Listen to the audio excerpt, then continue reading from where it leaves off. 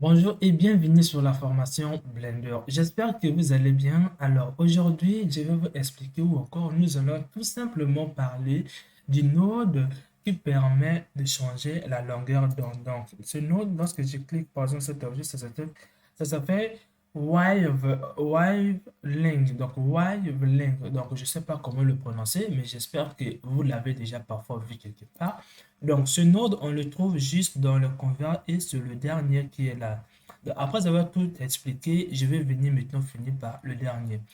Alors, je ne vais pas vraiment vous d'abord expliquer en premier temps, je vais d'abord vous donner, dire qu'est-ce que ça donne. Alors, ce node permet de prendre une longueur d'onde, de le mettre ici afin d'avoir une couleur en sortie. Savez-vous que s'il faut savoir que chaque couleur correspond à une valeur de longueur d'onde. Pour des gens qui ne comprennent pas longueur d'onde, il faut savoir que chaque couleur a une valeur unique. Donc, une valeur unique qui permet de le déterminer. Et cette valeur, pour nous, les humains, pour le voir, ça va de quelque chose de 400 jusqu'à 800 comme ça.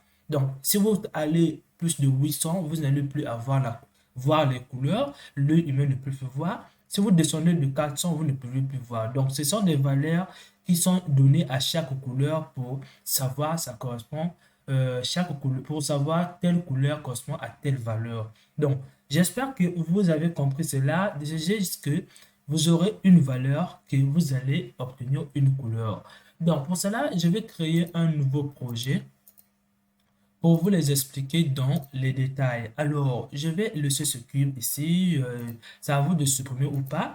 Je fais S et j'agrandis. Une fois que j'ai agrandi ici, je vais venir ici, prendre un objet. Je peux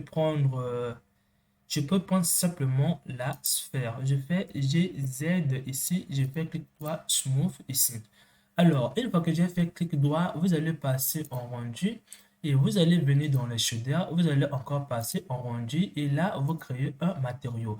On va commencer par le seuil, on crée un matériau aussi en cliquant sur le plus. Alors, une fois qu'on a fait, on va venir prendre le node ici, donc le node qui s'appelle le wavelength. Le wavelength ici, quand je le fais ici, alors j'ai une couleur déjà qui est là, qui est déjà prédéfinie. Donc, si je mets cette couleur sur émission, et là, je vais obtenir une couleur que vous voyez ici. Donc, c'est à vous de voir si vous voulez l'utiliser pour d'autres valeurs. Donc, quand je mets ici, donc j'ai confondu, je devais mettre en haut ici. Alors, pour une valeur de 500, vous avez le vert foncé. Donc, vous aurez toutes les couleurs que vous voulez uniquement avec des valeurs. Donc, ici, si je m'approche la valeur finale avant de passer au noir, ça sera la couleur rouge. Donc, si je dépasse la valeur de 700 et quelques, vous voyez bien, ça devient en rouge. Donc, j'espère que vous le voyez. Donc là, euh, ça va vers l'infrarouge, donc vers l'infrarouge. Donc, si vous descendez à une valeur de 400, vous allez attendre vers le bleu. On appelle ça souvent l'ultraviolet. Donc, pour avoir l'ultraviolet, et au-delà de au-dessus de l'ultraviolet, vous ne pouvez plus avoir une couleur. Donc, au-dessus du bleu. Donc, vos valeurs ne vont que être comprises entre 400, comme vous le voyez, et quelque chose de 600, donc 700 comme ça, donc quelque chose de 700. Donc, quand vous augmentez à 800, vous pouvez plus augmenter comme vous voyez ici. Donc, c'est inutile d'aller au-delà des valeurs plus élevées parce que vous n'allez plus avoir de couleurs. Donc, ici, comme vous le voyez, j'espère que vous le voyez très bien. Donc ici, vous ne pouvez pas obtenir la couleur blanche. Ici, vous ne pouvez pas obtenir la couleur blanche. C'est parce que quoi, la couleur blanche est un mélange des autres couleurs.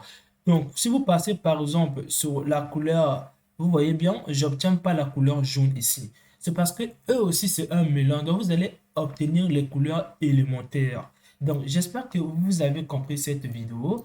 Donc, je peux passer ici venir dans Add ici, dans Convert, je prends le while ici. Je prends par exemple une valeur de 450.